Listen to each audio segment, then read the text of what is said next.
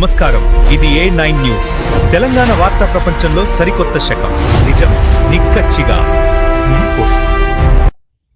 ఈరోజు కొరుట్ల పట్టణ ప్రజలకు నిన్న జరిగినటువంటి మున్సిపల్ ఎలక్షన్స్లో కాంగ్రెస్ పార్టీ కౌన్సిలర్లను మెజార్టీ కౌన్సిలర్లు గెలిపించినందుకు కష్టపడ్డ కాంగ్రెస్ కార్యకర్తలకు, అదేవిధంగా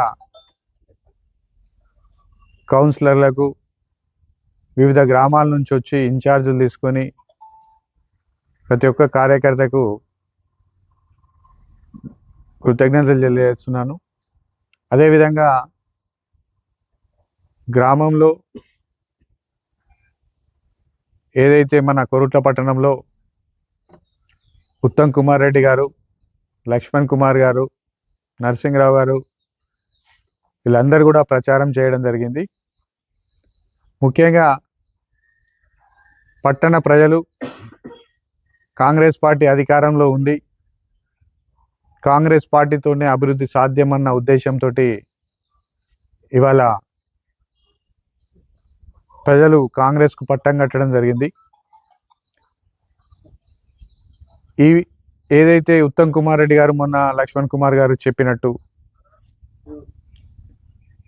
ప్రభుత్వం ఇక్కడ కాంగ్రెస్ జెండా ఎగరేస్తే ప్రభుత్వం నుండి అత్యధిక నిధులు తీసుకొచ్చే బాధ్యత ఇద్దరు మంత్రులు తీసుకోవడం జరుగుతుందని చెప్పడం జరిగింది.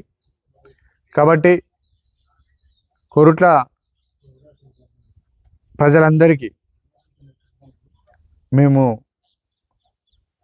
ఎలక్షన్స్లో ఇచ్చిన మాట ప్రకారం కట్టుబడి ఉంటూ అభివృద్ధిని, కొరుట్ల పట్టణాన్ని అభివృద్ధిలో ముందుకు తీసుకెళ్ళడానికి మా శాయశక్తుల కృషి చేస్తామని చెప్తున్నాం.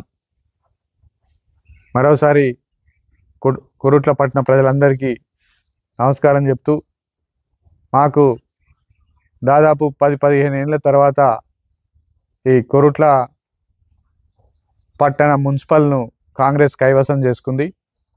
ముఖ్యమంత్రి రేవంత్ రెడ్డి గారి నాయకత్వంలో కొరుట్ల పట్టణాన్ని అభివృద్ధిలో ముందుకు తీసుకెళ్తాం. అదేవిధంగా 16వ తారీఖు నాడు ఏదైతే మున్సిపల్ కొత్త చైర్మన్ ఎన్నిక కావడం జరుగుతుంది, ఎన్నిక తర్వాత ఈ అభివృద్ధి కార్యక్రమాల్లో ముందుకెళ్తామని ప్రజలకందరికీ ఇచ్చిన హామీలను ప్రతి హామీని నెరవేర్చే బాధ్యత ఇలా కాంగ్రెస్ పార్టీగా మేము తీసుకుంటామని చెప్తూ, మరోసారి గెలిచిన అభ్యర్థులందరికీ కొరుట్ల కావచ్చు, అదేవిధంగా మెట్పల్లి కూడా కావచ్చు, అందరికీ కృతజ్ఞతలు తెలియజేస్తున్నాం. అదేవిధంగా మెట్పల్లి పట్టణంలో హంగ్ ఏర్పడినప్పటికి కూడా, కాంగ్రెస్ రెబల్స్ వచ్చినప్పటికి కూడా ఒక 10 మంది మా సభ్యులు ఉన్నారు. ఇంకా అవసరం ఉంది కాబట్టి అది కొంచెం ప్రమాణ స్వీకారానికి కొంచెం లేట్ అవుతుండొచ్చు. కాబట్టి మేమందరం కూడా ఏదైతే ఈ గెలిచిన అభ్యర్థులందరికీ పార్టీలకు అతీతంగా అందరికీ కూడా కృతజ్ఞతలు చెప్తున్నాం. మీకు ఏదైతే ఓటర్లు మిమ్మల్ని గెలిపించారో ప్రతి అభ్యర్థి కూడా ఏదైతే మీరు ఎలక్షన్స్లో ఇచ్చినటువంటి హామీలను ముందుండి నెరవేర్చాల్సిన బాధ్యత కూడా ప్రజలకు అందుబాటులో ఉంటూ బాధ్యత కూడా మీకు ఉంటుందని తెలియజేస్తూ మరోసారి పట్టణ ప్రజలకు చెప్తూ సెలవు.